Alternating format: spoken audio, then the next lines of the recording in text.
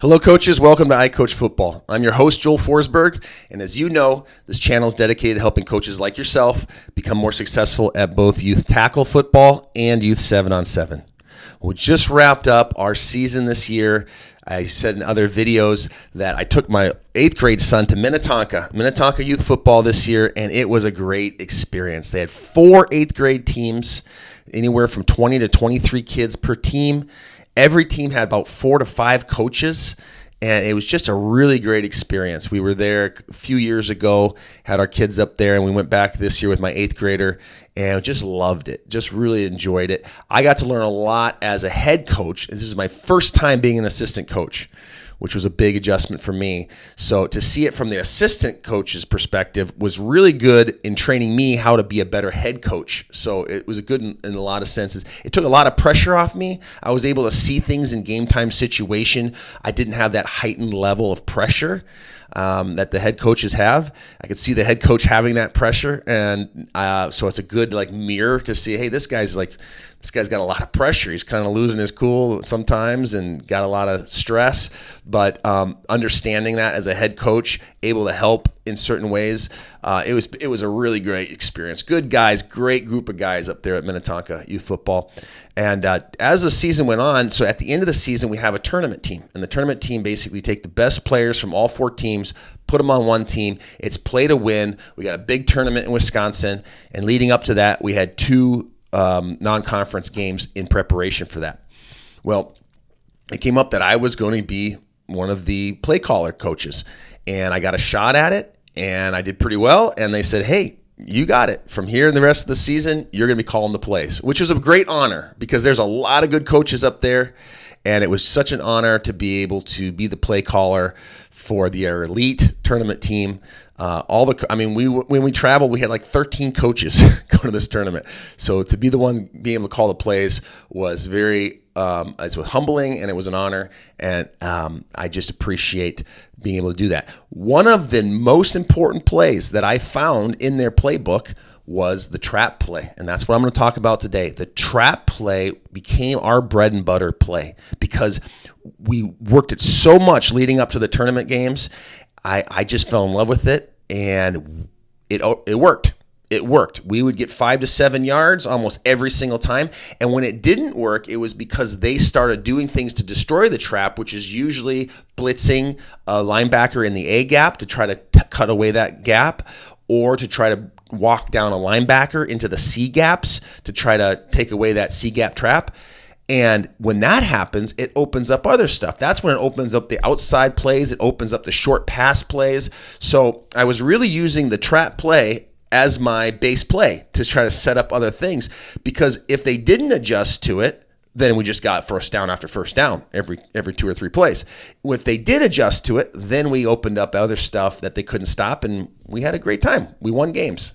So I'm going to tell you about the trap play here, why it's so effective, and we're going to look at it from different fronts. A couple things you need to know. I don't talk about it in Chalk Talk time, but I want to talk about it now. If you're got a quarterback under center, you need to be able to work getting that snap and exiting that lane, because you got a backside guard coming, pulling, and he's going to run right through that. So you have to work that timing. He's going to get the snap. He's going to turn. He's going to get out of the way. The guard's going to come right behind the center and kick out that D end.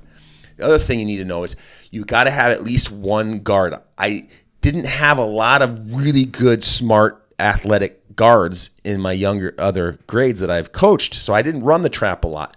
You need to have one that can get out, and he can come downhill and completely annihilate that D end. And so that brings me to this point.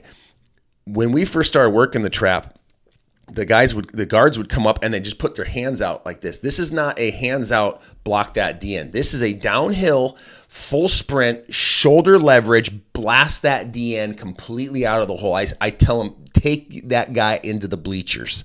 That's the kind of blocking style you need for that pulling guard. That's very important. If on your team you only have one pulling guard that can do that, well, then always put him to the side where he's going to be pulling so that he can create that trap play against that D end. So I'm going to get into the Chalk Talk time here.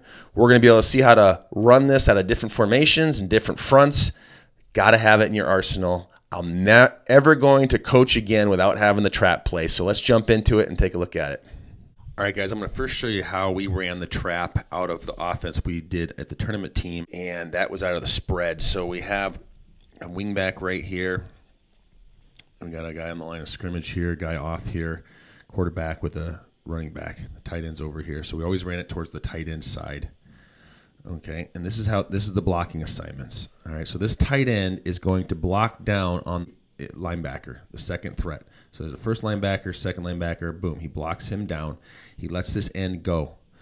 There's a double team right here. Now, especially in youth football, we have to control this tackle. This tackle, play side tackle, is going to be the guy that can really destroy this play. If he gets upfield here, this play gets shut down.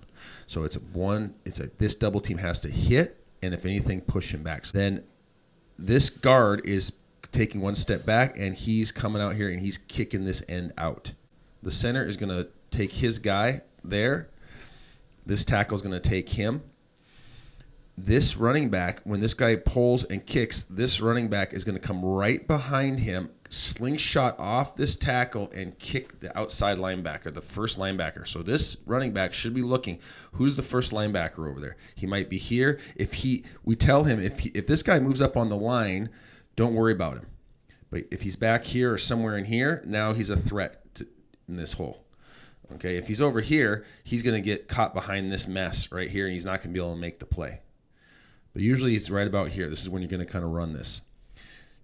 You can run this, when they have a 4-man front, sometimes a 5-man front, but he's going to come right behind the guard, slingshot off this tackle, whap, hit him like that.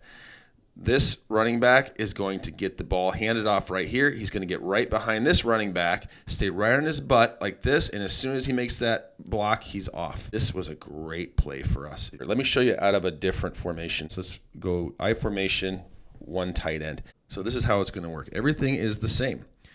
This guy goes here. There's a double team here. This guy's pulling to take this end out. The center's back blocking.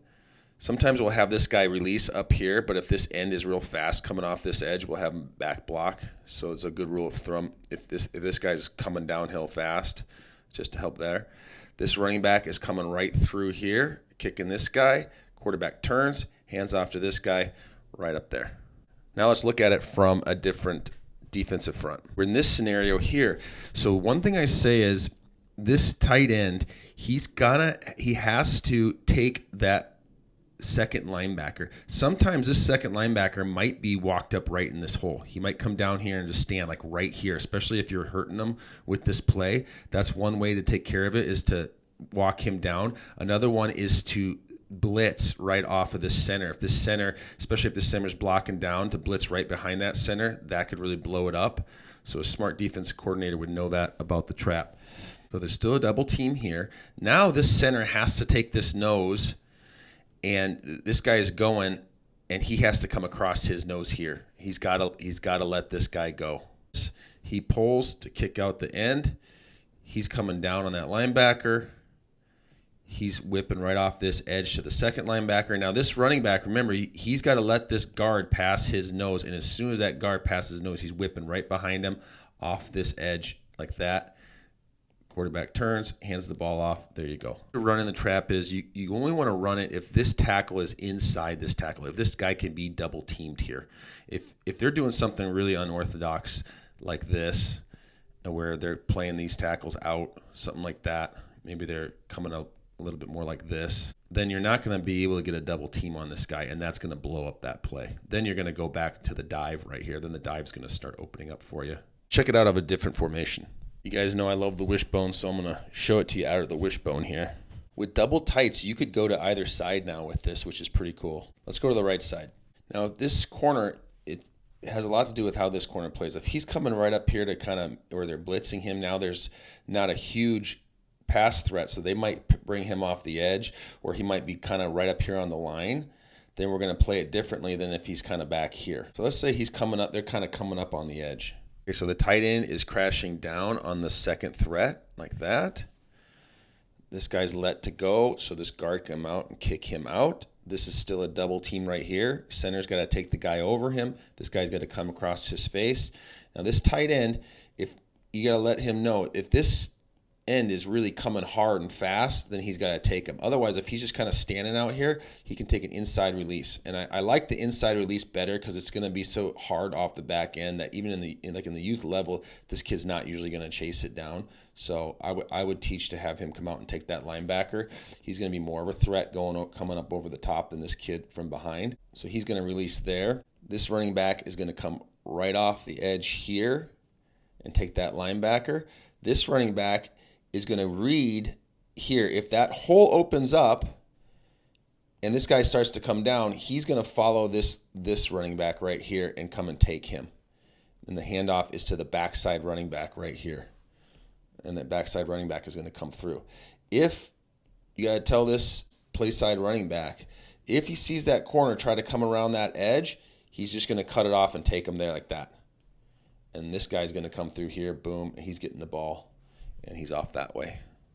All right, that's it. That's the outside trap in its essence right there.